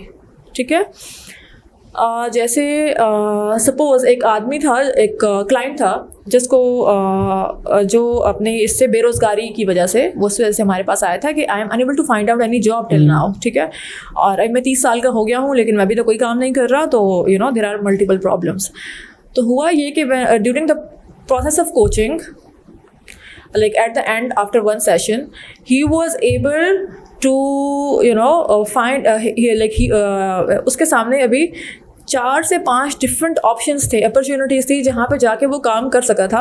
और थेरेपी से पहले, उस कोचिंग सेशन से पहले उसको बिल्कुल आइडिया नहीं था। He was totally helpless, he was totally hopeless. लेकिन हाँ, कोचिंग सेशन के बाद हमने क्या किया, हमने सिर्फ उसको सिस्टमेटिक क्वेश्चंस किए थे उससे, जिसके बाद वो इस काबिल हो गया था कि उसको अपने ही लाइफ में, अपनी उसी सेम सिचुएशन में, सेम सर्कमस्टांसिस में, सेम पर्सनैलिटी के साथ he was able to find out 3 to 4 options जो उसके आसपास थे उसके फाइनेंस को बेहतर करने के लिए। ठीक है, तो basically this is how life coaching and therapy works basically. ठीक है, this is the most accurate and more professional way.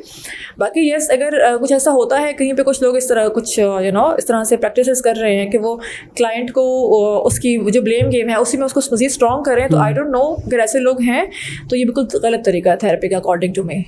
तो अगर हम देखते हैं कि अगर कोई थेरेपिस्ट जो है वो प्रैक्टिसिंग नहीं है, प्रैक्टिसिंग मुस्लिम नहीं है, ठीक है, क्योंकि हम लोग क्योंकि एक मुसलमान होगा वो सबसे पहले तो ये देखेगा कि यार अगर ये मेरा खैर ख्वाह है तो बेसिकली अपने साथ कितना खैर ख्वाह। यही बात थेरेपिस्ट कहता है कि यार अगर तुम मतलब वो तो पहले तुम बताओ तुम अपने साथ कितना वो करते हो।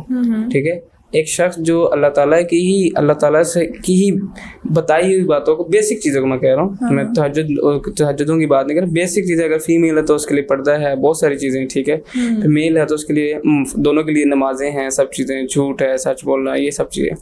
तो अगर एक थेरेपिस्ट अपने इस्लाम की बेसिक को ही नहीं फॉलो कर रहा तो वो कैसे कैसे लोगों को कैसे फ़ायदा दे सकता है? एट द एंड तो वो इस्लाम से दूर ही कर रहा है। अब बेशक बातों से नहीं कर रहा बट अपने अमल से तो कर रहा है। मैं अगर मिसाल के तौर पर यहाँ पे आके इस्लामिक सेशन दे रहा हूँ लेकिन बेहतरीन मैंने साथ में कहीं गाने भी लगा रहा हूँ, साथ में वीडियोज़ भी लगा रहा हूँ गानों वाली, और सही में डांस क्लब में भी जा रहा हूँ, तो एक आम आदमी तो कहेगा कि यार ये क्या है, वो तो मेरे से बेजार होगा, वो इस्लाम से भी बेजार हो रहेगा। तो ये चीज़ इसको नहीं, क्या ये चीज़ मैटर नहीं करती? अच्छा, ये चीज़ अकॉर्डिंग टू मी, इसको अगर आप more than religion, if you focus on the treatment, ठीक है, क्योंकि जब हम इलाज की बात करते हैं तो हमारे पास जब हमें कुछ बहुत इंटेंसिव या कुछ ऐसा इलाज चाहिए होता है जो विद इन पाकिस्तान नहीं होता, ठीक है, तो उसके लिए हम पाकिस्तान से बाहर भी जाते हैं, एक नॉन मुस्लिम सर्जन से भी सर्जरी करवाते हैं। ठीक है, वही मैंने आपको बैक टू द पॉइंट कि वो एक फिजिकल पेन है, ठीक है, उससे सिर्फ मेरा मसला है, मेरी टांग टूटी है तो मेरी टांग का मसला है, इधर मेरे दिमाग का मसला है तो पूरी फैमिली डिस्टर्ब होगी, पूरी नस्ल तक मसला है। मेरी बीमारी मेरे तक रहेगी, मैं गया डॉक्टर के पास, हल हो गया, नहीं होता कोई मसला नहीं, पूरी ज़िंदगी में उसमें, तो सिर्फ उसकी तकलीफ मुझे है। लेकिन अगर मेरे दिमागी इश्यूज हैं वो तो मेरे बच्चों तक जाएंगे, वो एक पूरा पर्सपेक्टिव बिल्ड होगा, एक नैरेटिव बिल्ड होगा जो मैं आगे लेके चलूँगा। तो ये इशू, ये मेन सवाल ये है। देखो, दोनों जगह पे ना इलनेसेस हैं, मेंटल इलनेस भी इलनेस है, फिजिकल इलनेस भी इलनेस है। इसका बहुत आसान तरीका है, अगर आप मेंटल इलनेस को फिजिकल इलनेस से अगर थोड़ा रिलेट कर लो, बिकॉज हमारे पास हम जिस दुनिया में रहते हैं उस दुनिया ने हमें फिजिकल इलनेस को बहुत अच्छे से प्रेजेंट किया है और हमारे पास इसके बहुत सारे सोल्यूशंस भी हैं, तो हमें बेसिकली फिजिकल इलनेस की बहुत अच्छी अंडरस्टैंडिंग है। इसीलिए मैं बार बार फिजिकल इलनेस को कोट करके आपको मेंटल हेल्थ की क्लैरिटी देना चाह रही हूँ। ट्रीटमेंट हमेशा ट्रीटमेंट ही होता है, चाहे वो फिजिकल हो चाहे वो मेंटल हो, ठीक है। हाँ, जो आपने बात की ना कि वो जनरेशन्स में जा रही है मेरी डिप्रेशन, तो इलाज है ही इसीलिए कि वो डिप्रेशन में, वो जनरेशन्स में नहीं जाए। नहीं, मैं ये नहीं कह रहा, मैं ये कह रहा हूँ कि एक ऐसे थेरेपिस्ट से वो थेरेपी ले रहा है जो कि प्रैक्टिसिंग नहीं है, अपनी बेसिक्स को फॉलो नहीं कर रहा एक्चुअली, लेकिन वो उसके दिमाग में कहीं ना कहीं अनकॉन्शियस माइंड में ये चीज़ आ रही है ना कि यार ये कर सकते हैं, लाइक ठीक है, एक आपका अगर आप मिसाल के तौर पे अगर आपका आपकी एक फील्ड है, मेडिकल है, आप डॉक्टर हैं, तो आप बेशक दुपट्टा उतार के फिरें, जो मर्जी करें। एक वो मर्द है, वो बेशक झूठ बोले, जो मर्जी करें। तो मेरा तो एक अनकॉन्शियस माइंड है, मेरे दिमाग में आ चुका है कि यार ये एक्सेप्टेड है, तो ये इशू है। ओके देखो, फिर इसका मतलब है कि फिर इशू जो है ना वो उस सैंपल में है, इसके दिमाग में आ चुका है कि मेडिकल डॉक्टर अगर कर रहे हैं तो नहीं, फाइन, ठीक है, इट्स फाइन। लेकिन अगर साइकोलॉजिस्ट हो तो बड़ा नहीं कर रहा है या उसके है, तो हमारी नज़र में तो दोनों ही गलत है ना। हमारी नज़र में तो दोनों ही गलत है कि दोनों को कम अज कम, मैं कह रहा हूँ वही बार बार बात है कि हम मुस्लिम पर्सपेक्टिव से देखें, इस्लाम की नज़र देख रहे हैं, दूसरी नज़र से देखेंगे तो अब फेल ही होंगे। क्योंकि साइकोलॉजी का अकल से कोई इसका प्रॉपर सोल्यूशन नहीं है, ठीक है। इसका कहने क्योंकि आखिरी तो कहीं ना कहीं आप जाएंगे, अल्लाह के पास ही जाएंगे ना। एट द एंड तो आप कितने बंदे के पास चले जाएंगे, ठीक है। एट द एंड तो आपको यकीन करना पड़ेगा कि मेरे साथ जो तकदीर है, वो सब चीज़ें हैं, वो क्या चीज़ें हैं, मेरे साथ अल्लाह ताला से अच्छी उम्मीद है, सब चीज़ें। एट द एंड तो आप इस्लाम की तरफ ही आएंगे। इसके अलावा जिस तरह वो है कि बड़ी प्यारी आयत है कि बेशक दिलों का सुकून जो है वो अल्लाह ताला की याद में ही। हाँ बिल्कुल। असल जो कोर सुकून है, जो आपका एंड वाला सुकून है, वो इधर ही बनना है, ठीक है। तो यही बात है कि जब ऐसे साइकोलॉजिस्ट, ऐसे थेरेपी, देखें ये भी तो एक डॉक्टर वाली फील्ड में एक चीज़ आई है ना, आई यूरोप से आई है, आज आम होगी तो कल को ये आम हो जाएगी। कल को थेरेपिस्ट वो बेशक दुपट्टा करे ना करे, वो गाने लगाए, जो मर्जी, आम हो जाए, अगली नस्ल वो मानेगी। वो तो जिस तरफ हम जा रहे हैं हम तो मानेंगे कि यार ठीक है, उसकी अपनी फील्ड है। जबकि जहाँ पे भी यही तो सेकुलरिज्म है ना, बेसिकली तो सेकुलरिज्म फैला है कि यार मेरी फील्ड है, ठीक है, मैं डॉक्टर हूँ तो कोई मसला नहीं, मैं निकाब करूँ, हिजाब करूँ या ना करूँ, मैं दुपट्टा पहनूँ ना पहनूँ, मैं नमाजें पढ़ूँ। यार दीन को और मेरे प्रोफेशन को मिलाते क्यों? ये तो फैल रहा है ना, ये फैल रहा है, इनकी तरफ से भी फैल रहा है, डॉक्टर की तरफ भी फैल रहा है, हम तो सबको गलत कहेंगे। हाँ तला अब बात आप समझ गई हो। असल में ये चीज़ है ना, ये फिर हर जगह फैल रही है, ठीक है। यस, और ये सबकी पर्सनल प्रेफरेंस है, वो कर रहे हैं तो वो उनका प्रॉब्लम है, वो नहीं कर रहे तो भी वो उनका प्रॉब्लम है। लेकिन इसमें ना ट्रीटमेंट कहीं भी कॉम्प्रोमाइज़ नहीं होता है। हम क्रिटिक क्यों नहीं कर रहे, इस चीज़ पे बात क्यों नहीं कर रहे? मैं अभी तक नहीं सुन रहा किसी इस फील्ड वाले लोगों से कि यार ये चीज़ गलत हो रही है। कि आप जब किसी थेरेपिस्ट को ढूंढें तो आप पहले ये देखें कि यार वो अपने साथ अल्लाह ताला के साथ कितना मुखलिस है। अगर वो अपने साथ अल्लाह ताला के साथ नहीं है तो कहीं ना कहीं आपको जाके ऐसी जगह ले बैठेगा जहाँ पे आप खराब, जिस तरह मैंने आपको बताया सेकुलरिज्म आ रहे हैं। देखो तला, हमेशा दो चीज़ों को हम सेपरेट रखते हैं। ट्रीटमेंट हमेशा नॉन मुस्लिम भी कर सकता है, मुस्लिम भी कर सकता है, ठीक है, दोनों कर सकते हैं। लेकिन जो दीन है वो आपको सिर्फ मुसलमान से ही सीखना है, ठीक है। दीन आप किसी मुसलमान से भी नहीं, किसी आलिम से सीखेंगे। एक आम मुसलमान से, ऑर्डिनरी मुसलमान से भी नहीं सीखेंगे। लेकिन किसी आम बंदे का, मुसलमान का अमल तो मैटर करता है ना, अमल बिल्कुल मैटर करता है सोसाइटी में। तो वहाँ पे अमल, जब आप उस आम मुसलमान की बात करें तो आम मुसलमान तो बहुत ज़्यादा इफेक्टेड है ना, ठीक है। तो उस आम मुसलमान में आप एक जो है वो एक डॉक्टर को जो नमाज नहीं पढ़ रही या हिजाब नहीं कर रही, ठीक है, उसको भी डाल सकते हैं, एक साइकोलॉजिस्ट को भी डाल सकते हैं, एक इंजीनियर को भी डाल सकते हैं, ठीक है। उसमें सारे प्रोफेशंस आ जाते हैं जिन पर सेकुलरिज्म ने असर किया है, ठीक है। That is a different story, ठीक है। वो ट्रीटमेंट कर रहे हैं। ट्रीटमेंट का जो प्रोसेस है, ब्रेन कहीं स्टक है पास्ट में या फ्यूचर में, उसको वहाँ से फ्री करना और उसको इंसान को एक राह देना, ठीक है, कि वो एक फ्री इंसान की तरह अपनी फ्री विल को प्रैक्टिस करते हुए सोच सके, ठीक है। उसकी फ्री विल को वाकई में फ्री करना, ठीक है, जिसको उसने कहीं कैद किया हुआ है, कहीं बंद किया हुआ है अपने फ्यूचर में या अपने पास्ट में। तो ट्रीटमेंट सेपरेट फील्ड है, दीन सेपरेट फील्ड है। दोनों को अगर हम मिक्स करेंगे ना, मिक्स इन सेंस कि हम ये उसको अलहदा हम क्या क्यों कर रहे हैं, वो उसी की अम्ब्रेला के नीचे आएगा तो वो इखलास होगा। नहीं तो वही मैंने आपको बताया, डॉक्टर्स भी फिर मेडिसिन वो नहीं देंगे जहाँ से उनको परसेंटेज अच्छी मिल रही होगी, पता होगा उनको वो मेडिसिन अच्छी हैं, नीचे वाली जिनसे कम परसेंटेज मिल रही है तो वो तो वही देंगे जो उनको अच्छी मिल रही है। तो फिर तो गया ना। आपका सवाल समझ नहीं लिया। आप ये कहना चाह रहे हैं कि हम इस फील्ड को इस्लाम से अलग क्यों कर रहे हैं? हम जब भी किसी फील्ड को इस्लाम से अलग करेंगे तो फिर ही तो मसला है। जहाँ पे मसला कर दिया वहाँ तो इशू आ गया। आपकी बात बिल्कुल ठीक है। कोई भी फील्ड हो इस्लाम से अलग करेंगे ना मुसलमानों की जिंदगी में तो वो प्रॉब्लम करेगी। बट द थिंग इज कि जिस पार्ट ऑफ द वर्ल्ड में हम मुसलमानों की बात कर रहा हूँ, मैं नॉन मुस्लिम की बात नहीं कर रहा। सिर्फ मुझे आइडिया हो गया। अब मुसलमानों में ना तो प्रॉब्लम यह है कि जिस दुनिया के जिस हिस्से में हम रहते हैं यहाँ पे हर शॉपकीपर, हर ड्राइवर, हर इंजीनियर, हर टीचर, हर डॉक्टर, ठीक है, सब में ये डिफरेंस है। डिफरेंस आ गया हुआ है। सेकुलरिज्म का इफेक्ट है, वो दुनिया के ट्रेंड्स का इफेक्ट है, वो किसी ग्लोबल गेम का इफेक्ट है। दैट इज़ यस इफेक्ट है, लोग इफेक्ट हो रहे हैं, प्रॉब्लम वो क्रिएट कर रहा है। बट द थिंग इज़ कि वो प्रॉब्लम क्रिएट कर रहे हैं, उसके बाद भी ऐसे कुछ लोग हैं जो आपकी इस डेफिनेशन पे, आपकी बात पे पूरे उतर रहे हैं कि वो मुसलमान भी हैं और मुसलमान होने के बाद वो एक चीज़ें, हाँ, वो एक इंजीनियर भी है, या वो एक डॉक्टर है, या उसके बाद वो एक जो है वो बिजनेसमैन है, ठीक है।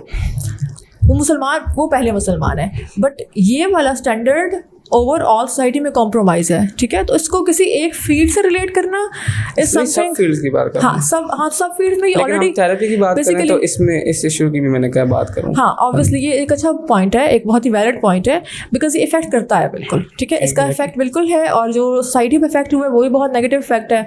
आपको बेहतर पता है कि भाई क्या हालात हैं दुनिया इस वक्त पाकिस्तान में, जो है वो हमने दीन को बिल्कुल एक साइड पे लगाया हुआ है, साइड पे रखा हुआ है। हमारी फौत की, हमारी शादी के मौके पे थोड़े बहुत नज़र आ जाता है हमें, ठीक है, या रमज़ान में नज़र आ जाता है हमें दीन, वरना दीन हमें नज़र नहीं आता। अब वो दीन की कुछ बेसिक हमें यूँ कह लो कि कुछ बेसिक निशान हमें उसमें नज़र आते हैं, कुछ बेसिक हल्का कह लो क्लूज़ मिलते हैं हमें उसमें दीन के, उसमें भी प्रॉपर दीन प्रैक्टिस नहीं हो रहा होता। तो ये दोनों सेपरेट है, ये दोनों एक पॉपुलेशन जो पाकिस्तान की इस वक्त है उसमें ओवरऑल ये सेपरेट हैं। ये दोनों पूरी पॉपुलेशन ने इसको दीन को बस सिर्फ यूँ कह लो कि अगर हम ये कहें कि हम लोग सिर्फ हम बाय नेम मुस्लिम्स हैं, तो उसमें कोई गलत नहीं है कुछ भी, हम सब सिर्फ बाय नेम मुस्लिम्स हैं, ठीक है। तो अब वो जो आपकी वाली बात है कि पहले मुसलमान हैं और उसके बाद एक अच्छे थेरेपिस्ट हैं, एक अच्छे डॉक्टर हैं, एक अच्छे बिजनेसमैन हैं, एक अच्छे शॉपकीपर हैं, एक अच्छे ड्राइवर हैं, हाँ, वो बात बहुत अच्छी है। That is the good thing, that is a quality matter actually, ठीक है, अ क्वालिटी थिंग। लेकिन ये बहुत कम है। Yes, तो इसको क्या हमें हाईलाइट करना चाहिए इस इशू को? इस इशू को हाईलाइट, यस, अगर आप इशू इसलिए हाईलाइट कर रहे हैं कि फिर आपके पास प्रॉपर स्ट्रैटेजी है to solve, to aware the people. हम जैसे आम आदमी करेंगे तो उससे तो फ़ायदा नहीं होने वाला। उससे यही है कि यार ये इस फील्ड से बेजार हुए हैं, तो इनको ये मसला है, या ये बहुत एक्सट्रीमिस्ट मुस्लिम है, ठीक है, ये इन दो के अलावा और कोई बात नहीं आने वाली। लेकिन जब वो उस तबके में रहने वाला बंदा उस चीज़ को लेके चले ना, तो वो एक बड़ी इफेक्टिव होता है। Exactly. अब देखें ना, आप खुद सोचें, हज़रत शुएब की पूरी कौम पूरी तबाह होगी सिर्फ नाप तोल की कमी की वजह से। लोग समझते हैं सेकुलरिज्म जो अभी 1000-1500 साल पहले की बात है, हज़रत शुएब के ज़माने में सेकुलरिज्म है। उन्होंने कहा कि ये हमारे ज़ाती मामला था, तुम दीन के साथ क्यों जोड़ रहे हो, 5 वक्त की नमाज ही पढ़ रहे हैं। देखिए, ये बहुत ज़रूरी चीज़ है। जहाँ पे पूरी कौम सिर्फ नाप तोल की वजह से तबाह हो गई है, तो ये तो बहुत बड़ा मसला आ गया। Exactly, तो हाँ, ये तो इंसानियत इस मतलब मुसलमान को छोड़े इंसानियत इस सतह पर आके नीचे गिरी है कि बंदा कहता है कि यार ये तो मतलब जानवर बन गए सब। तो अगर हम इस वक्त किसी भी फील्ड में, क्योंकि हम थेरेपी की बात कर रहे हैं, साइकोलॉजी की बात कर रहे हैं, अगर इस फील्ड में ये चीज़ नहीं करते बयान, तो ये जनरेशन लेवल पे बहुत बड़ा इशू आएगा कि नेक्स्ट नस्ल उससे नेक्स्ट नस्ल बस आएंगी मुश्किल। आप देख रहे हैं यूरोप में अरबी लोग जो रहते हैं मुसलमान, ठीक है, अक्सर उनकी देखें हम एथियस्ट हो रहते हैं 2-3 नस्लों बाद, क्योंकि सोसाइटी का बहुत इफेक्ट है। Exactly. तो जब इधर भी पाकिस्तान में चले एक वो पुराने ख्यालात चल रहे हैं, हमारा कल्चर जो कलर है वो भी ऐड हो चुका है बीच में। तो अगर ये भी आ गया, ठीक है, वो किसी भी नेम से, थेरेपी के नेम, ये डॉक्टर की फील्ड में किसी भी फील्ड में आ रहा है, तो ये तो बहुत बड़ा इशू है। या इट इज़ इशू, ठीक है। हाँ, तो अभी इसीलिए मैंने आपसे कहा कि अगर इसको हम एड्रेस कर रहे हैं विद द प्लान, ये स्ट्रैटेजी कि हम इसको सॉल्व कैसे करेंगे, which is actually practically possible, ठीक है। मुझे ऐसा लगता है कि वो पॉसिबल है कि अगर हम जो सोसाइटी में रहने वाले आम लोग हैं, जैसे आप हैं, मैं हूँ, या हमारी बाकी टीम के लोग हैं, या बाकी और भी लोग जो सुन रहे हैं, अगर हम सब पर्सनल लेवल पे इस चीज़ को प्रेफरेंस बना लेते हैं कि we are Muslims first and after that we are doing our things, ठीक है। जिस तरह अभी स्पेसिफिकली अगर मैं साइकोलॉजी में प्रैक्टिस करती हूँ, तो मेरी जो बेसिस हैं वो कुरान है, ठीक है। उसके बाद इमाम गज़ाली का बहुत काम है साइकोलॉजी में, ठीक है। तो मैं बेसिस वहाँ से लेती हूँ, ठीक है। तो अब अगर हम सिर्फ प्रॉपर रिदम को फॉलो करके काम कर रहे हैं, ठीक है, तो it's you can say that कि हमारी प्रोडक्टिविटी को ये बहुत एक्स्ट्रा बढ़ा देती है, ठीक है। हमारे वर्क की क्वालिटी को बहुत बढ़ा देता है, ठीक है, बिकॉज इंसान के जो लाइफ के बेसिक रिदम्स हैं वो इंसान के क्रिएटर से बेहतर कोई एक्सप्लेन नहीं कर सकता, ठीक है। तो yes, I agree with this point, लेकिन इस पे बहुत काम की ज़रूरत है, और काम से ज़्यादा इस पे बहुत ज़्यादा भी अवेयरनेस की ज़रूरत है। असल में तो अवेयरनेस बहुत, मतलब अभी तक तो अवेयरनेस तक की बात नहीं पहुंची ना, Exactly. प्रैक्टिकल स्टेप्स तो बहुत दूर की बात है। अभी तक लोगों में अभी तक ये सेंस भी नहीं आ रही, क्योंकि इस लेवल पर जाके ये सेकुलरिज्म आया है ना कि जिसकी कोई हद नहीं। एग्जैक्टली, घरों वो बिल्कुल में सेपरेट हो चुका है, दीन दुनिया से बिल्कुल सेपरेट हो चुका है कि यार इनको अलग ही रखो, यार अलग ही रखो। यार हमें अगर थोड़ा बहुत अंदाजा हो जाए कि सिर्फ नाप तोल की वजह से पूरी कौम तबाह होगी है, तो इस कौम का तो पता नहीं। एग्जैक्टली इस तरह कल एक हम डिस्कशन कर रहे थे एक, और उसमें हमारा टॉपिक ये था कि कितने लोगों को पता है कि अच्छा इंसान कौन होता है। ठीक है, मतलब सिंपली अगर ये क्वेश्चन एक ऑडियंस से किया जाए तो सबको पता है कि अच्छा इंसान कौन होगा, उसके ट्रेड्स क्या हैं, 4-5 ट्रेड्स सब लिख लेंगे आराम से, एक छोटा सा बच्चा भी लिख लेगा। लेकिन जब बात आएगी कि ओके इसमें से कौन कौन सी चीज़ें आप कर रहे हो या आपने अप्लाई की हैं अपने ऊपर, ठीक है, तो we are zero at that point. ठीक है, तो सेम वे हमें पता है कि दीन भी है, दीन में प्रैक्टिकल एप्लीकेशंस भी हैं और बड़ा फ़ायदा भी है उनका। ये सच बोलने का मुझे ही बहुत फ़ायदा है। ठीक है, सच बोलने से मेरा अपना जो एक पर्सनल एक ये कह लो सेल्फ है, उसी को सेटिस्फैक्शन मिलती है। ठीक है, इसी तरह अगर मैं ऑनेस्ट रहता हूँ तो मेरे अपने मामला ठीक रहते हैं। ठीक है, अगर मैं चुगलखोरी नहीं कर रहा, गीबत नहीं कर रहा, तो मेरे अपने जो रिलेशनशिप्स हैं वो बड़े सेटल रहते हैं। ठीक है, लेकिन स्टिल पता है कि एप्लीकेशंस जो है वो अप्लाई करने से चीज़ें हल हो रही हैं। ठीक है, लेकिन कोई हल नहीं कर रहा, बिकॉज इसके पीछे ना एक ट्रेंड भी है। इस वक्त जिस तरह AI है ना, it's a full of information, it's a full of knowledge. आजकल इंसान भी बिल्कुल ऐसे ही हैं, they are full of knowledge, full of information like AI। ठीक है, वो उनकी औकात सिर्फ वो USB जैसी है, जिसमें USB में बहुत ढेर सारी बुक्स हैं। But knowledge is not only knowing something. Knowledge is basically after knowing, becoming that person.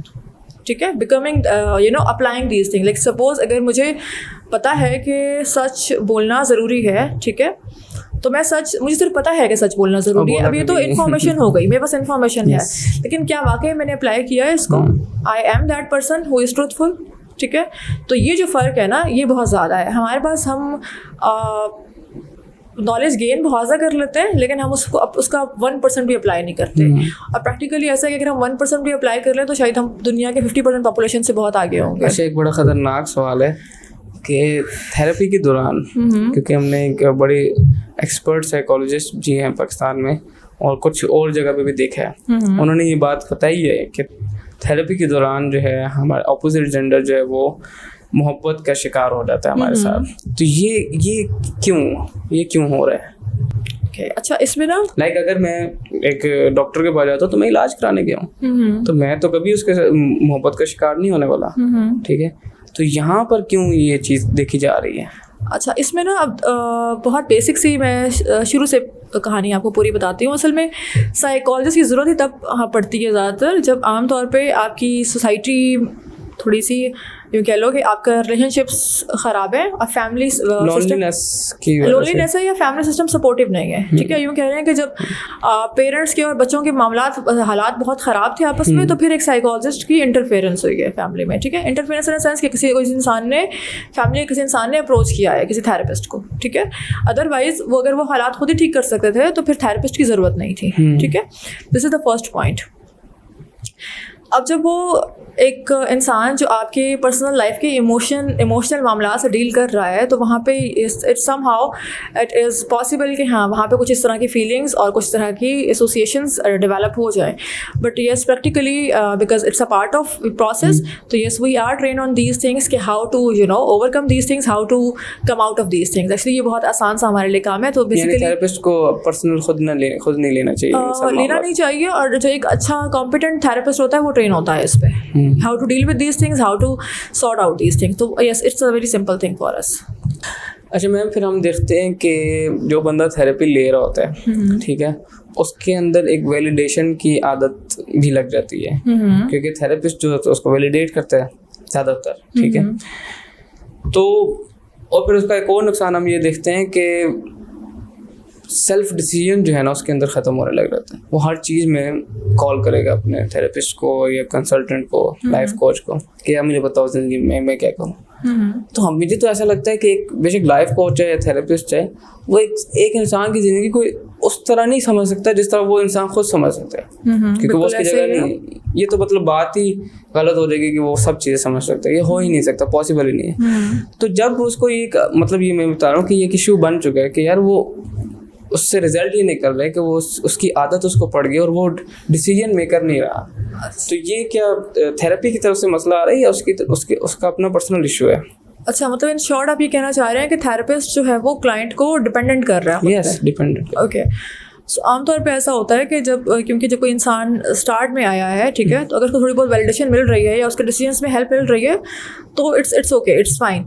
लेकिन अल्टीमेटली थेरेपिस्ट का, एक कोच का जो बेसिक गोल होता है, पर्पस होता है, वो इंसान को इंडिपेंडेंट करना होता है। जो मैंने पहले भी कहा कि एक इंसान को उसके पीक स्टैमिना पे डेवलप करना, ठीक है। जो पीक स्टैमिना उसके अंदर ऑलरेडी है, उसके अंदर एबिलिटीज़ भी हैं, उसके अंदर सारी कैपेसिटीज़ भी हैं, उसके अंदर वो वाली कुछ जो है वो ब्रेन, उसका ब्रेन भी बहुत शार्प है उस लिहाज से स्पेसिफिक स्किल्स में, ठीक है।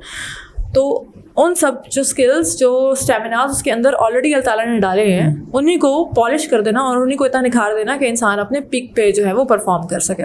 ये बेसिकली आम तौर पे एक वन लाइनर एक काम है जो एक थेरेपिस्ट या कोच करता है, ठीक है। अब जो आपने बात की वैलिडेशन और वो सब चीज़ें, तो हाँ, अगर कहीं बीच में वो आती हैं तो इट्स फाइन, बट ये अगर वो लॉन्ग टर्म में जा रही हैं तो फिर वही बात है, आई मतलब सजेस्ट के फिर आपने शायद क्लाइंट ने खुद कुछ गलती की है या तो क्लाइंट, लेकिन आमतौर पे ऐसा एक कॉम्पिटेंट पर्सन ऐसा नहीं करता है, एक अच्छा साइकोलॉजिस्ट, एक अच्छा माहिर नफ्सियात ऐसा नहीं करता। वो अपने क्लाइंट को इंडिपेंडेंट बनाता है। हमारा काम ये होता है कि हमारे सामने जो इंसान बैठा है, हमने इसको अनलॉक कैसे करना है।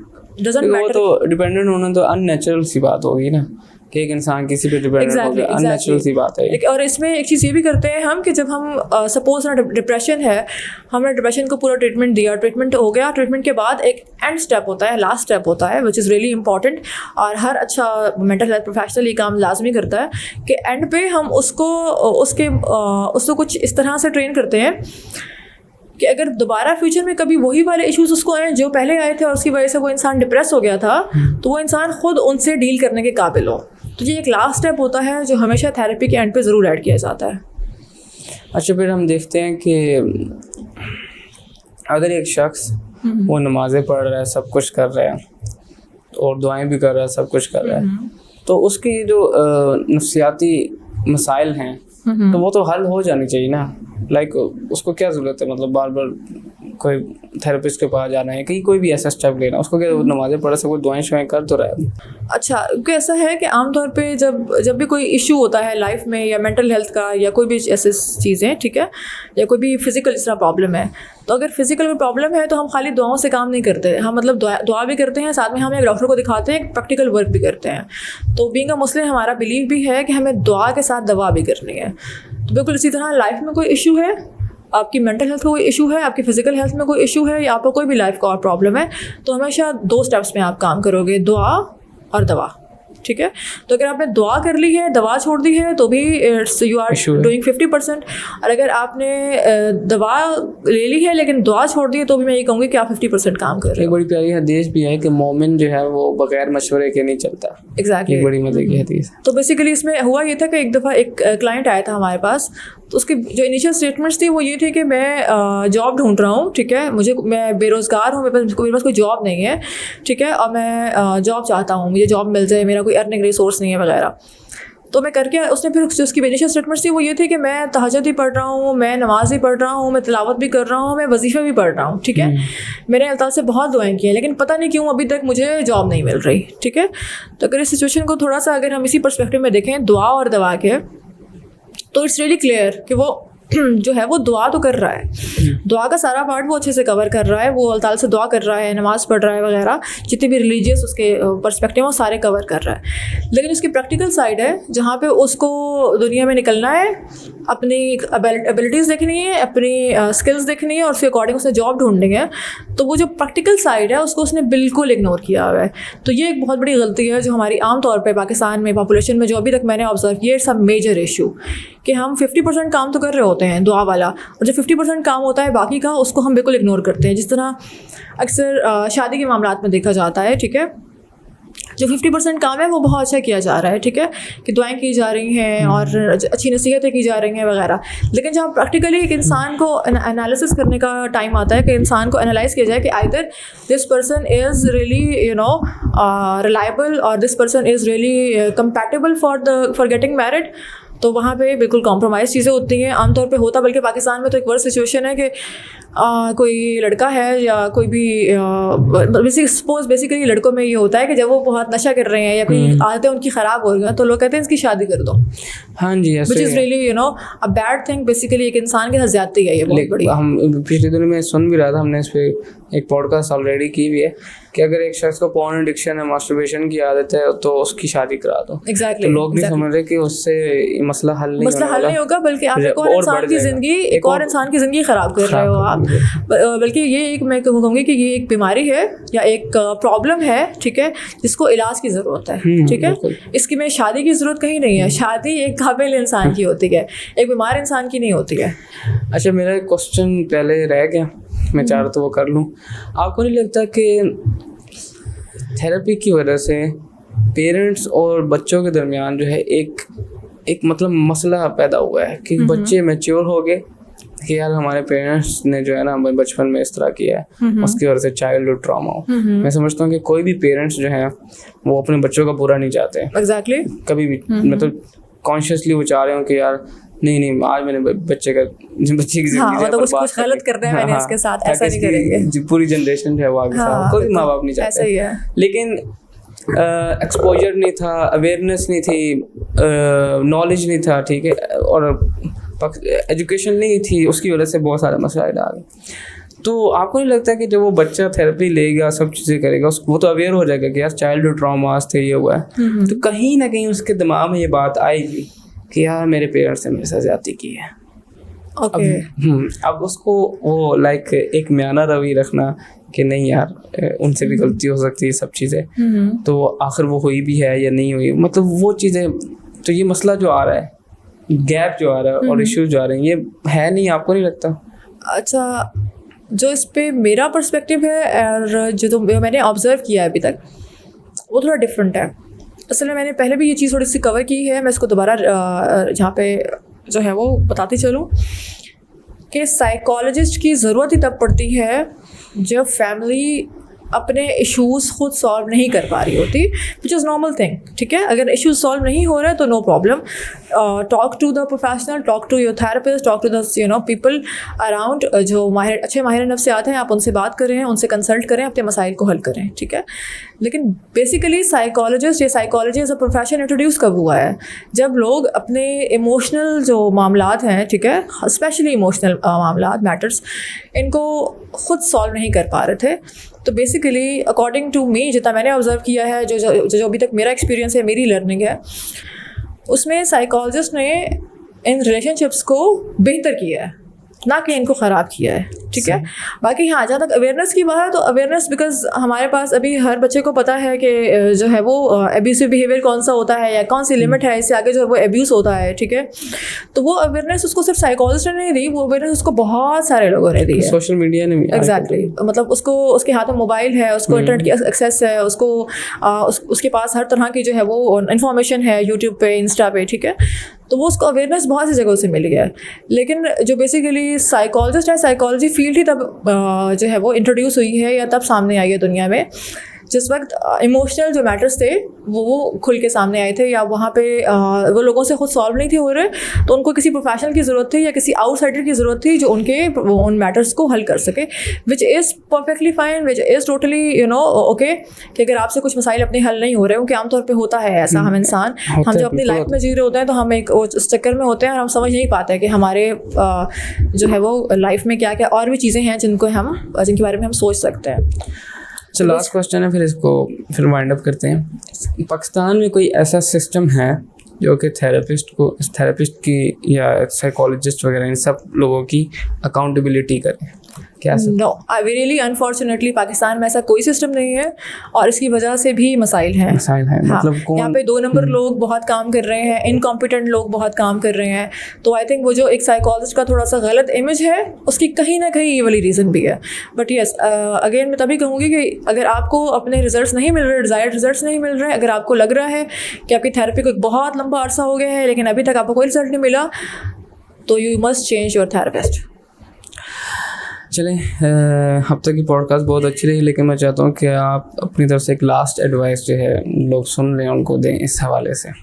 यस, ये चीज़ रियली इम्पॉर्टेंट है जो आज कल मैं देख रही हूँ, और मेरी अपनी पर्सनल ऑब्जर्वेशन में भी है, और ये अक्सर सवाल भी किया जाता है कि कोई मुझे एक ऐसी चीज़ बताएं जो बहुत इम्पॉर्टेंट है, जो हमारी मेंटल हेल्थ के मेंटेनेंस को बरकरार रखेगी। तो इसमें सबसे इम्पॉर्टेंट पॉइंट ये है कि इंसान की तन्हाई उसकी परवरिश करती है, इंसान की तन्हाई उसको बिल्ड करती है, और उसकी रूह के लिए, उसकी इनसाइट के लिए बहुत ज़रूरी है। तो बेसिकली आजकल क्या है, बिकॉज हम एक टेक्नोलॉजी की दुनिया में रहते हैं, तो जब हम अभी जिस तरह हम एक रूम में हैं अगर, तो हम यहाँ 3-4 लोग इकट्ठे होंगे, एक फैमिली मेम्बर्स 7-8 लोग इकट्ठे होंगे। लेकिन जैसे हम अलग होते हैं, अपने मोबाइल में होते हैं, तो हम वहाँ पे 1000 एंड मिलियंस लोगों के साथ होते हैं, हम अपनी तन्हाई में भी अकेले नहीं होते, which is a bad thing. तो एक लास्ट एडवाइस के तौर पे मैं यही कहूँगी सबसे कि अगर आप मेंटली हेल्दी रहना चाहते हैं, और आप चाहते हैं कि आपकी मेंटल जो लाइफ है, मेंटल हेल्थ है, वो बहुत अच्छी हो, आप मेंटली बहुत हेल्दी हो, तो बहुत ज़रूरी है कि कम से कम दिन में 40 मिनट्स या 1 घंटा अपने लिए अकेले में ज़रूर गुजारें। चाहे वो आप किसी भी खुली फ़िज़ा में बैठ जाएँ, किसी बंद कमरे में बैठ जाएँ, कहीं पे भी, लेकिन अपनी तन्हाई में एटलीस्ट 40 मिनट या 1 घंटा ज़रूर गुजारें अपनी तन्हाई में, विच is really important for your mental health, for the maintenance of your mental health, for your personal development.